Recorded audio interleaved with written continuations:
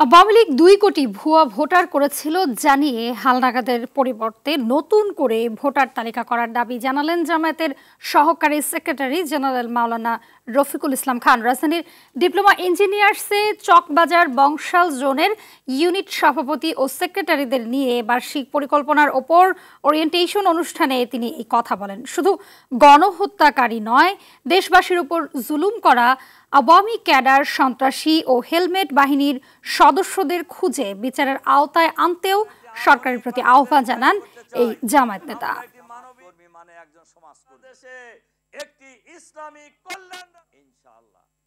আওয়ামী লীগের আমলে ২ কোটি ভুয়া ভোটার বানানো হয়েছে। আমরা নির্বাচন কমিশনারের কাছে বলতে চাই, এই ২ কোটি ভুয়া ভোটার আপনারা কি করবেন তা বলতে হবে জাতিকে। হাজার হাজার মানুষের রক্তের বিনিময়ে অর্জিত যে ফ্যাসিবাদ মুক্ত বাংলাদেশ, সেই বাংলাদেশে নির্বাচন কমিশন। কাজে আওয়ামী লীগের ভোটার তালিকা অনুযায়ী সামনের ভোট নির্বাচন করার কোনো সুযোগ নাই। ফ্রেশ ভোটার তালিকা করতে হবে। গোজামিলের ভোটার তালিকায় দেশের মানুষ মানবে না।